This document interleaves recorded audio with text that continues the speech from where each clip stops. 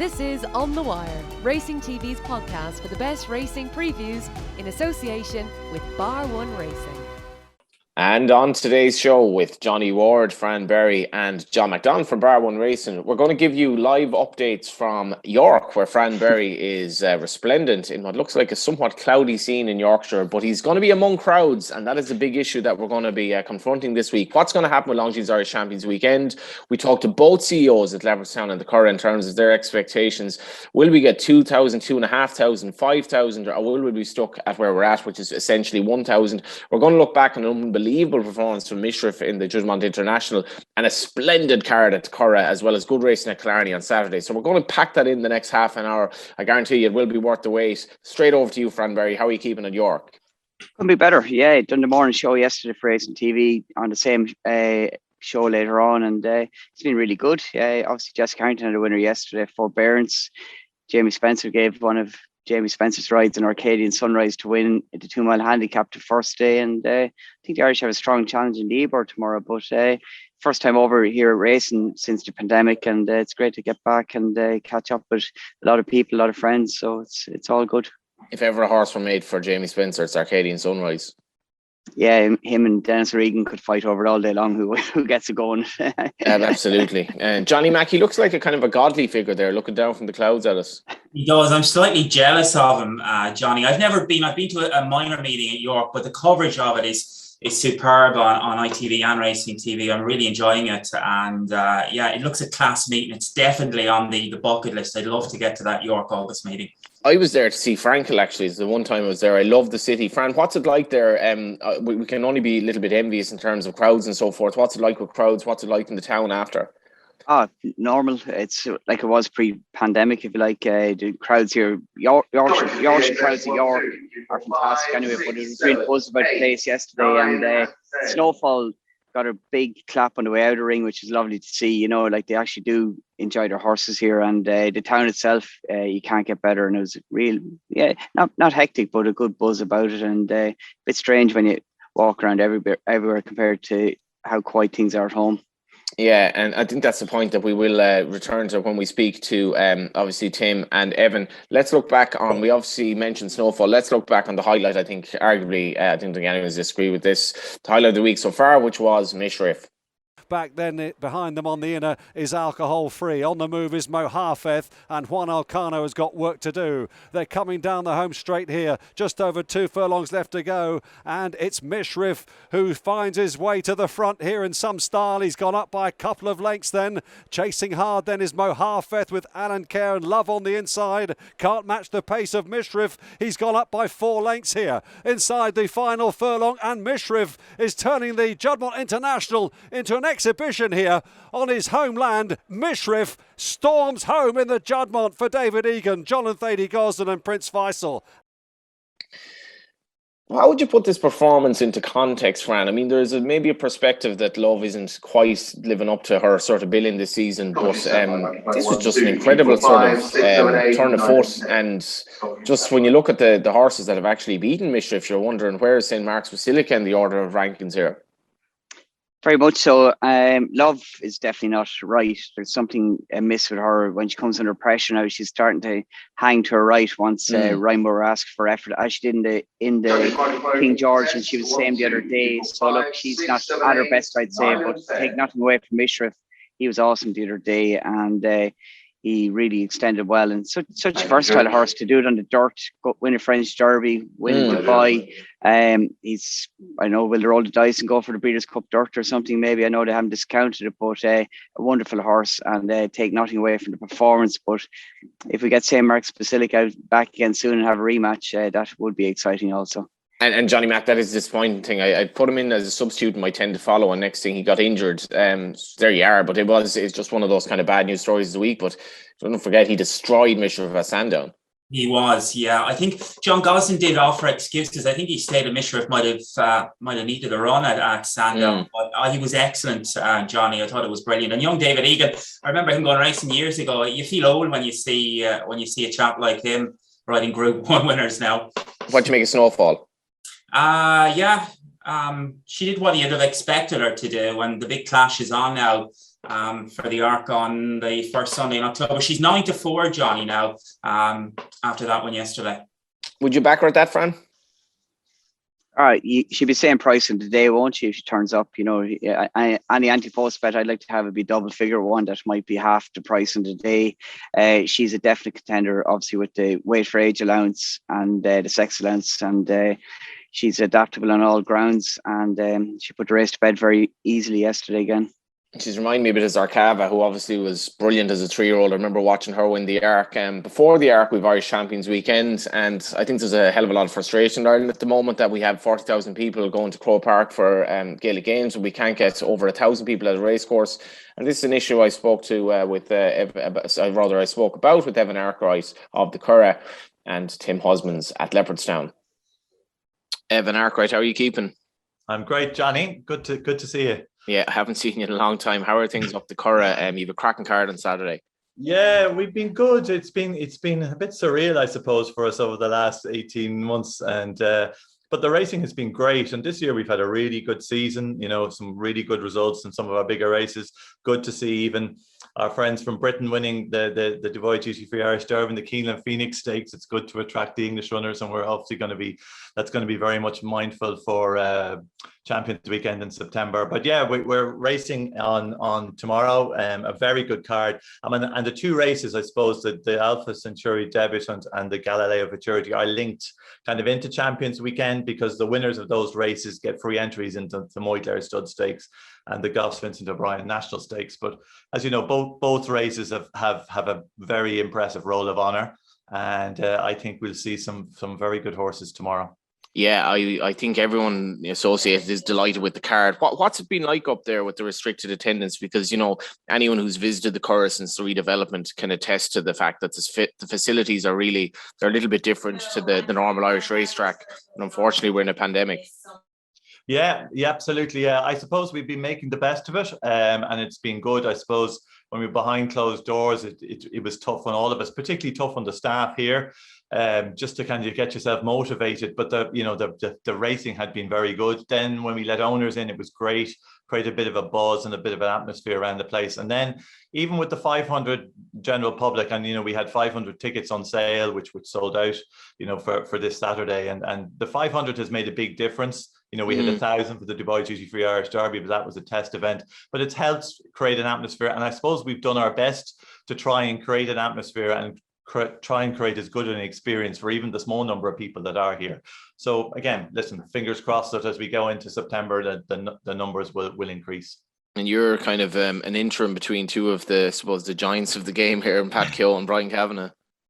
Yeah, absolutely. Yeah, well, as you know, I've been here a long time, so the Curragh is a brilliant place to work. So I'm delighted to have that role for the couple of months until Brian comes in here officially in November. And in terms of just reading the paper this week, there are concerns, I think, at NEFIT level about the rising cases and so forth. And it's probably not what we want to hear, because, I've been making the point that I think racing's been dealt a pretty hard deal. And just from your perspective, what are you hoping for crowd-wise ICW weekend? Yeah, it's listen, we have I suppose contingency plans for all sorts of different eventualities with regards to Champions Weekend. Whether we're back at whether we stay at 500 or we get up to 5,000. I think hopefully we'll get somewhere in the middle. And I suppose for us then it's going to be, and it will be the same for any race course. I suppose it's whether we will be able to allow people indoors. As you said, we've got a new grandstand that we haven't been able to really let the public into at all since 2019, since it opened. And there were a lot of changes made over pre-COVID. So we're looking forward to getting people back into it. So again, listen, we're guided by the government. We're waiting for positive news, and that's going to hopefully happen sooner rather than later. But suffice to say, we do have plans for every eventuality with regards to crowds. But I'd be hopefully positive we'd get some good news now in the next couple of days. And just in the best case scenario that you're talking about, there 5,000 to Curragh, I imagine should be comfortably able to basically cater for 5,000 people. Yeah, it'd be important to allow people indoors, and again, everyone has been unbelievably compliant, I think, Johnny, with regards to race courses. And that's a point that maybe hasn't been made enough, I think. Yeah, I mean, it is. I mean, when I look at, everyone has been so compliant. Horse racing has done a terrific job. People are really in the same mindset that they need to comply when they come through the gates, whether they're a member of the general public or a member of the industry. And that's been, very good to see. And I'm sure that the government will hopefully acknowledge that fact, that racing has been so good, since it opened up back. It's hard to believe that racing did shut down in the spring of 2020. You kind of forget that, and that was a horrible time for everyone, but since things opened up, then it's been really positive with regards to people complying, and so again, if people are indoors, for Champions Week in some form or shape, we'll have all those regulations, to make sure that people comply to whatever the regulations are and whatever the government tells us we have to do. And you spoke about the British Raiders and winning the Derby and so forth. I mean, the British Raiders have been so important for Irish Champions Weekend, and I presume you're hoping for same next month. Yeah, absolutely. And we're kind of working away on that. I mean, York this week, and then there's a few races in France over the weekend that is going to probably dictate a lot of what horses might come, Johnny. So, particularly York, there's an Nunthorpe now today, Golden Pal, the Wesley Ward horse. I mean, we'd love to get a US horse to run in the Derrenstown Flying 5. But a lot will depend, I suppose, how some of those horses run. Is that a possibility, do you think? I think so, yeah. He came as a second entry into the race, so he's in there, so he's in the mix. So we would be great to have an American horse. I don't think we've had an American trained horse since 4 Stars All Star won the Irish 2000 Guinea in the early 90s. So it's well overdue. I know Glass Slippers has obviously is skipping York to run to try and win the race for the second time. And what was brilliant for that Flying 5 was that she went on and won the Breeders' Cup. And it is a win and you're in for the Breeders' Cup. So that was brilliant because the Breeders' Cup were delighted with that. I mean, of the other races, the National Stakes, Gott's National Stakes and the Moyler Stud Stakes will always get the best of horses. And obviously tomorrow will dictate a lot what the best Irish horses are going to be for that. And Godolphin, Native Trail, who won the Superlative Stakes back in Newmarket during the summer, he was earmarked as Godolphin's runner for the race this year, hopefully. And they've had great success in the race over the years and support it well. And then the Comer Group International St. Leger, there are a couple of where we could potentially get a French and a German runner, and they are running in France in a race in Deauville on Sunday. So a horse called Brokeback Mountain and a horse called Rip Van Lips. And they're both in the mix, and if they run well in France, I think there's a good chance they'll come. And then we'll get a good smattering of horses over those handicaps and the Tattersalls Ireland Sales Race. It really is a day where there's something for everyone, for every type of owner, and that's the great thing, I suppose, about Champions Weekend. You've got the very high quality, but then you've got the really valuable handicaps, and then we have that Tattersalls Ireland Sales Race, which is always ultra competitive with a lot of English runners. Absolutely. And just finally, the ground this weekend. Good. Yeah, we're expecting a bit of a wet day, unfortunately. The track's in great order, Johnny. It's good fielding in places, but I will be on the easy with the rain forecast. It'll be definitely on the easy side of good, but it's in tip-top condition, and we're looking forward to a really good card tomorrow. Thanks a million for your time, Evan. No problem, Johnny. Tim Husbands, how are you? I'm great, thank you. Very good, Johnny. It's always nice. I mean, I suppose one of the great bonuses of the pandemic, if such exists, is to have all these Zoom calls and to see the backdrop and a bit of Vincent van Gogh in the backdrop. We often talk about Van Gogh, obviously, on this podcast, but not in that context. Yeah, absolutely. We're both a very quality performers. So, delighted to have him in the background. I'm a big fan of both of them. Wow. How did you get into it? I come from I got a degree in the history of art, design and film. So that kind of led me into doing a thesis around Vincent van Gogh, only 2 years of his life. So it got me into it in that way. You'll find me in art galleries when I'm not on a race course. How does a man like you then end up being CEO in Leopardstown? It's a long journey, many different countries. But I've always had a passion for sport. I've had a passion for horse racing since I was very young. My mum and dad used to take me to points. Graduated onto the main tracks, including Nottingham. So I'm a big fan, and it's great to be involved right at the very ground.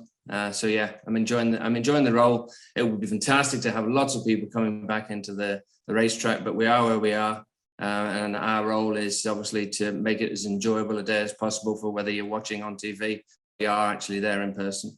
Yeah, I suppose speaking to Evan Awkwright there, he did allude to the fact that there is an issue potentially with crowds in terms of an outdoor kind of situation, and that's where we are, I guess, with NEFIT at the moment, that there's outdoor and indoor is probably the next step of the loosening of restrictions. But what are your hopes, I suppose, for Irish Champions Weekend at this stage? Yeah, it's a tricky one, and I think we have empathy for everybody who's working hard behind the scenes, whether that be government, the department, HRI, IHRB, and ourselves as the racecourses, and we're planning for every eventuality, whether that be 1,000, whether it be 3,000 or 5,000.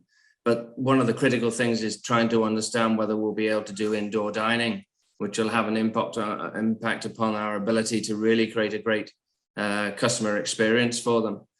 If it's just purely an outdoor, we'll still do some wonderful things. We'll still have a little bit of music that we haven't had since DRF, actually in 2020, and it'll give us a great platform to have people enjoying the races. If you think about last year, I remember it, and magical coming across the line for the Irish Champions Stakes, and there was like three or more people in the winners' enclosure applauding such a fantastic race and fantastic horse. And that didn't seem appropriate, and hopefully this year we'll give the winner a much bigger welcome. It's been a long pandemic for you personally, I suppose, in the sense that you have been CEO of this big race course, and for so long of your tenure, you've been in this bizarre situation. Like, are you worried? I mean, I'm not trying to be all negative here. Are you worried about going into Christmas, where we'll be at, or are you taking this every festival at a time? It's an old adage, isn't it? Every game at a time. Yeah, we do, but we have to. What you don't see behind the scenes is the planning that's going into every single operating model, and we've already started talking about Christmas and DRF as well, which we have to do. But I would like to think, given that we're 88% of the country is now vaccinated, that by the time we get to Christmas, we'll be in a very good position to have very significant numbers. And in terms of Irish Champions Weekend, you'll obviously be hoping for a strong overseas entry as well. Yeah, I think it's a difficult one. Certainly, if you look at the Champion Stakes, we've got some very strong UK entries. We have one French entry, but we haven't obviously got to the final decks yesterday. Very competitive Irish market at the moment. But I think you'll see a very strong field. If you look at some of the horses, Tarnawa, St Mark's Basilica, Poetic Flare, McSweeney, Mahafif, Cadillac. It's a generic who's who of a very quality field. Yeah, and what's your best case scenario crowd-wise for the day? I'd like to think we'll get to around 3,000. Okay. But we obviously have to wait until we get further clarification. But that's the core one that I think would give us the opportunity to give a fantastic welcome back for the winners of each of the races, whether they be the two Grade 2, the two Group 1s, or the one Group 3, or the handicaps. I think you need that amount of people in order to create the right environment for both people on the track and for people watching. Thanks for your time, Tim. Can I just say one other thing? Absolutely.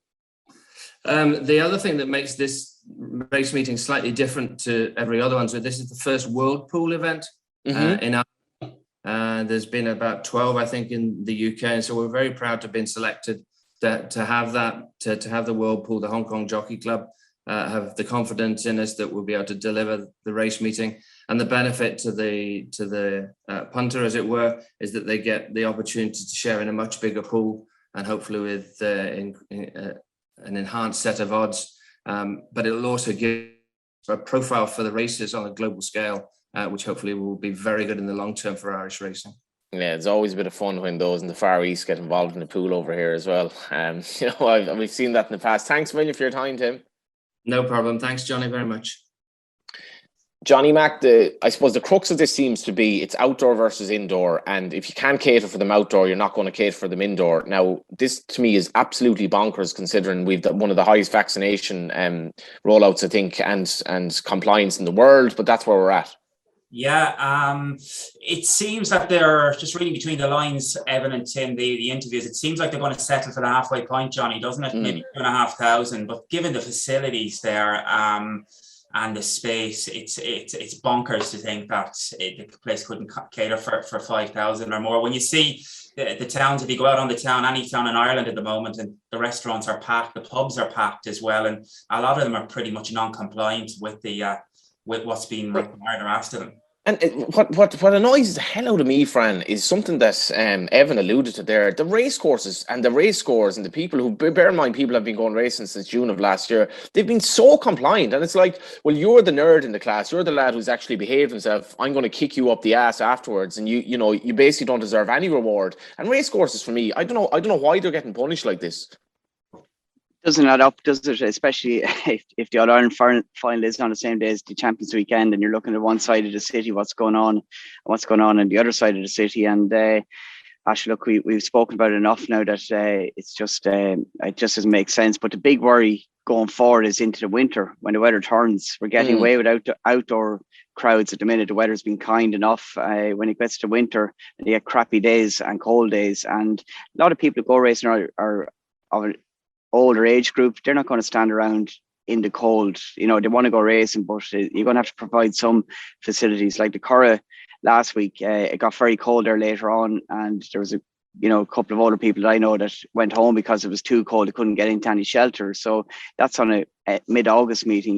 Can you imagine mid-October, mid-November how it's going to be? The people won't turn up, I'd say, even at the 500 limit, if they can't go in and get a cup of tea or a seat or whatever. And then you can go to your local restaurant on the way home, call in, go on the lash and sit by a fire, So, yeah. So you're saying that's a nice point there about the elderly pair that had to go home. So you're allowing an elderly pair who've obviously been vaccinated to go racing, but then you won't even let them indoors for a cup of tea because it's better for them to stay outside, even though it's getting cold and it's getting wet. Is there any common sense here whatsoever to give people a little bit of personal freedom to decide what they want to do? And if they do go racing, they should be compliant, because that's how we've been. So let's not go down this rabbit hole anyway, and let's look back at a very happy memory, which was Alpha Centauri winning the Irish Guineas, and she is the mare who's obviously honoured in one of the big two races at the Curragh on Saturday. Go and Could It Be Love is out well clear. In second place is Soliloquy. Alpha Centauri beginning a good run down the middle of the track ahead of Happily. And then Who's Steph? But Could It Be Love now. Challenge on the near side by Alpha Centauri, Soliloquy and Happily racing inside the last 100 yards. Could It Be Love on the far side, on the near side Alpha Centauri. Alpha Centauri wins the Guineas. Fran, this is an absolute belter of a race card. We might as well start with the Alpha Centauri Debutante Stakes. And there's a beautiful kind of symmetry here in the sense that her full sister is one of the leading players. Very much so, and a worthy players as well. Discovery's really eye-taking debut at Leopardstown, finishing off very well, and had a good position and was well ridden when winning a short head from Tuesday at the track at the Curragh. However, she looked to be still learning on the job. I'd say there's more improvement to come, and she's a worthy contender in a race where they all have a similar profile. I suppose Argart is the interesting one. That one was a bit of a revelation when winning at Leopardstown, but Discoveries could step it up a good bit now. What about the similarly impeccably bred Concert Hall, who got the job done at the Curragh last time, had to battle back to win? Got a strong ride from Ryan. He made her mind up, and she was very willing. And I liked the way she went through the race. And she's by Dubawi. She's again only going to get better in time. I do think if she can win a Group 2 at 7 furlongs, when she gets up to a mile, she'd be far better. Like at the end of the season, you should probably go for a fillies mile rather than say a 7 furlong Group 1. I'd imagine if she's that class. So this trip will be our minimum, but she should be better for the run and is open to a good bit more improvement. Who do you give the nod to? Garta is interesting given the way she stepped up the last day, but having plenty of experience making a run around Leopardstown probably stood her in good stead. I like Concert Hall. I like Discoveries. I will give Johnny Murta, one of his two runners, Michelle Lamass, a big shout. I thought she was very impressive when winning at Gorham Park recently. She's a little bit under radar, daughter New Bay. She just could be a bit of value to take on the top two in the betting, which I'd find hard enough to split between Discoveries and the Aidan O'Brien trained runner, Concert Hall. Johnny Mack? Discoveries, Johnny, given her breeding, she was interesting from day one. I'd be quite happy she did win this, and I thought she did it well the last day. The second filly, I was looking to see what Tuesday's plans were. She's in the Migler. I thought she might have been one for this as well, but she'll be hard to beat. Good to see Johnny being loyal to Shane Kelly as well, isn't it? After those group wins, he's a jockey that could do very well now with Johnny Martin. He seems real loyal to his jockeys. Absolutely, and I'm with Discoveries as well. Just on her, Fran, how does she compare physically to her sister? You know what? I haven't seen her in the flesh, but looking at the video, I'd say nothing compared to her sister. She was a bit of a freak, wasn't she? What was she? 530 kilos as a 2-year-old. You know, this one definitely doesn't look as big, but that mightn't be a bad thing. Sometimes when they're too big, they're too awkward, and it's only the 1 in 100 like Alpha Centauri that can carry that frame. But Discoveries, she's a nice type, and the Harrington team have yet to really get going with their 2-year-olds. They got a big team, and I'd say they'd be very happy to win a group race with a 2-year-old at this stage of the year. They obviously had a nice winner in York here yesterday with an older filly. Yeah, it's funny the way it works out. Like, Pretty Gorgeous won this race last year, and she looked absolutely destined to train on, and it hasn't really worked out like that. But the winner of the Debutante Stakes last year may have not trained on, but certainly the winner of the Futurity Stakes trained on handsomely in 2021. Will any of these become a Mac Swinney, Johnny Mac? Because I think there's an awful lot of love for Point Lonsdale. He obviously was maybe workmanlike at Ascot, but ever since he won at Curragh, all the speed boys loved him. He's by Australia. He's just a horse who's got a lot of class, and you'd wonder how long he'll stay as a 3-year-old. Yeah, he looks top of the class in Ballydoyle amongst the juveniles so far, Johnny, although he was short odds 8 on to win. Was it the Tyra Stakes he won last time? He'll be hard to beat. He's around 3. He'll be 3s on 2 to 7 that mark, I'd say, Johnny. Point Gellibrand, is it Joseph's horse? That ran well, showed lots of promise first time out, flew home, didn't get the clearest of runs. There could be more to come from him. I know he's a maiden, but he shaped very well first time out. Is it a case of betting without here, Fran? Yeah, Point Lonsdale, I think, is the real deal, potentially. I thought his maiden win, and particularly his Ascot win, when things did not go his way in regards to the ground. And Ryan had to commit him once or twice just to get going, and I thought he'd done really well. He didn't have as tough a race when winning the Tyros, but look, he's all set to go on to the Virgin Futurity, I'd imagine, over a mile. The 7 furlong is his minimum again, but I think with a couple of stable companions in the race, it's going to be a true run race, and he should take beating. I would give the Bulger horse mention, Manu Cord. He's interesting. He's been hammered.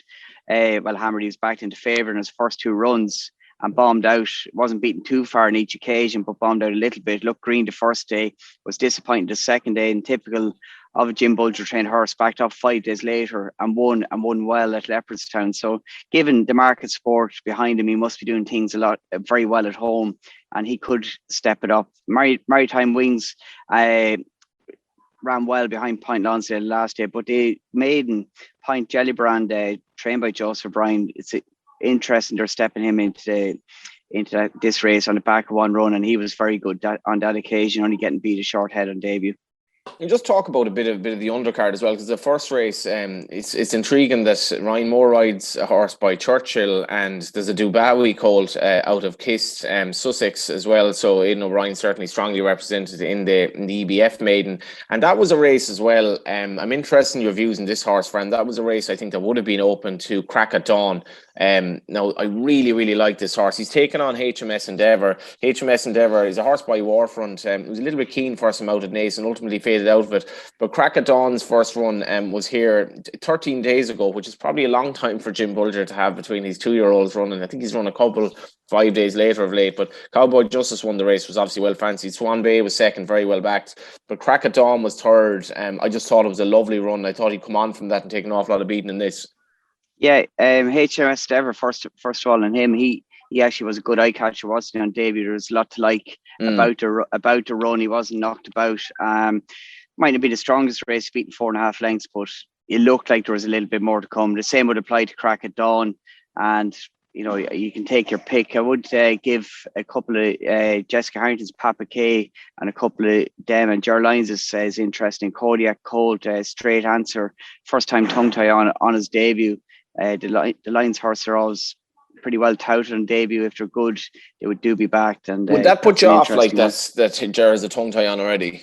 No, funny enough, not, because they obviously think there's something there that might need rectifying down the line with a wind up or maybe it's gurgles or whatever. So at least they've got it on to negate any issue that might be there.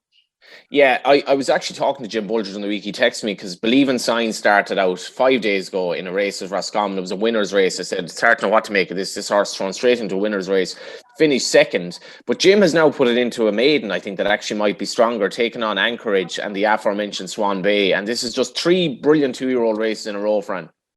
It is. Just back at that second race, Johnny, Ken Condon's filly, Rhea Moon, she deserves a mention. She was a big eye catcher last week at Dundalk.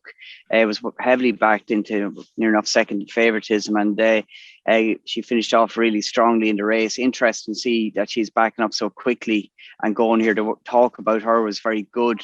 It was only an auction race, but interesting to see that Ken is backing her up quite quickly here today.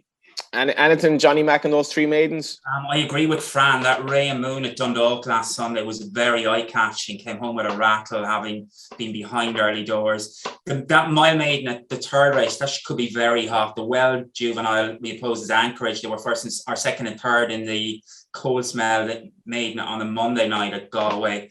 That could be very hot. Those maidens there on Friday, tomorrow night should be very good.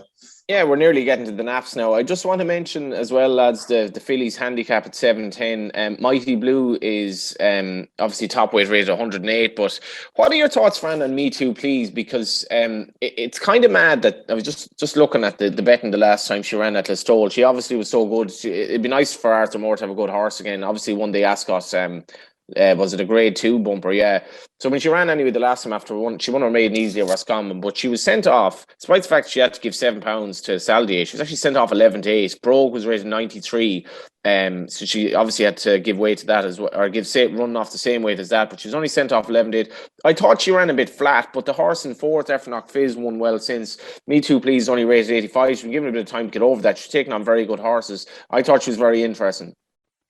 Very interesting. I'd probably watch her more with a view to Irish Champions Weekend or the Cesarewitch or something. I think it's obviously a comeback run after June. Saldier, like, he just was about to get into the Ebor, unfortunately the high temperature, but he's rated 101. I think a mark of 85, given her bumper form and what she showed on both them occasions. Really, she looked I was in the stall on that occasion. She looked very light, very trained up, and I thought she was gone a bit off in herself, and she didn't run too badly considering that. I think 1-6 maybe in a Premier handicap would suit her well, and there is that 150 grand race on Irish Champions Weekend at Leopardstown that could well be a target, but she might have to go up a few pounds to get into that. So definitely watch her with interest on Saturday. So she might not be trained for this race, but she might have to win it to get into. So if ever they were sitting on the fence, Fran, I mean, I don't know whether to believe you or what. I don't even know what you're telling me. I'm saying she could win at a 1.5 miles off her mark, but when she gets up to 1-6, I think there's a Premier handicap in her. So we'll follow the market accordingly. What do you make of that, Johnny Mack? I mean, I'm even more confused. I do fancy her, but I could also see what Fran is saying, that she might actually need the run for Leopardstown or so on. Yeah, she was impressive at Aintree, and that mare Palm Slice, Eileen Dover, that was fourth in that Aintree bumper. I've seen her win at Newmarket the other day, and I think she's a stakes filly as well. So yeah, she probably is well a handicap. Thought Pashmina, Gavin Cromwell's filly, 7.13 on its back when you take this young lad Wesley Joyce's claim in. Ran well at Sligo the last day, over 1.25 miles. Didn't get the clearest of runs. That 1.5 miles of the Curragh with a featherweight on its back, that could run well, Pashmina. Anything else from the Curragh for you, John? Pashmina, that was going to be that was perfect. And Fran, anything else in the Curragh for you? Oh, look, I think the juvenile race is going to be well worth to watch. I would look at Me Too Please in that handicap, Johnny, and see how she does perform off a mark of 85. And just one down the bottom, there could be a bit of each way value in it. Tony Martin's filly, Melburnian, off 86. I think she's back to something like she's ready to win. It is her time of year coming into the autumn. She might be better with a cut in the ground, but Melbourne could be interesting after a good run at Galway recently. What do you make of the Ebor? Oh, great race. And I think the Irish have a good hand. Johnny Murtagh has 2 runners, and Miran is not the choice of stable jockey. Ben Coney obviously rides Sonny Boy Liston, but Miran could be very interesting back up to mile 6. I think he's been crying out for it. A flat track and good ground should suit him very well. Sonny Boy Liston, is going to be competitive. Willie Mullins interviewed him last week, and I thought he was very bullish about Mount Leinster in his own way. He hadn't seen him on track for quite a while. We've kept him for this race. We've been training him for it, and he's best fresh. So it was just quite interesting. He is drawn wide, but in the last 3 years, the wide draws have a very good record of being involved in the finish, and he could be interesting. And Shanroe, Carl Thornton's horse who won the qualifying race at the Curragh in June, I think he's a really, really likeable horse. Whether he's going to win an Ebor, I don't know, but does an Ebor or a Premier Handicap like the Sarwich in him at some point? Yeah, there's a couple of mad aspects. This Shanroe's victory obviously basically has relegated essentially the Antipost favourite Live Your Dreams to the refuge of the Ulster now are certainly trying to get in as first reserve. But the other thing about Mount Leinster, Johnny Mac, is quite mad. Mount Leinster is obviously the mountain that essentially overlooks Closutton, and after he won his bumper by 22 lengths first time out in September of 2018, Patrick Mullen said we've been waiting a long time to name a horse Mount Leinster, because obviously we wanted to name something good. He then ran in 10 jumps races and won one of them, so it looked like essentially where's this horse going? Then they started running him on the flat, and he's literally turned himself inside out. Yeah, that's Willie Mullins for you, Johnny. And his record in these big staying handicaps in the UK is very good, isn't it? Willie win the Cesarewitch in Newmarket. We're betting 13-2 the field, Johnny. Extra place has been paid, and we're price boosting the favourites across all channels at York on Saturday, just to mention that as well. There's loads of Irish runners there. 15-2 Sonny Boy Liston. Mount Leinster, you mentioned 11-1. Mirren for Johnny Murtagh, he won it a few years ago with Mutual Regard is 11s there as well. And yeah, there's lots of each way value in there. We got to mention Killarney as well, which stages a very interesting jumps card. I think one of the horses that'll definitely take the eye is a horse that has been acquired by Emmett Mullins, who's also runs the Hinge Tree, Sirocco'ville, running one of the divided handicap hurdles. What do you like, Johnny Mac?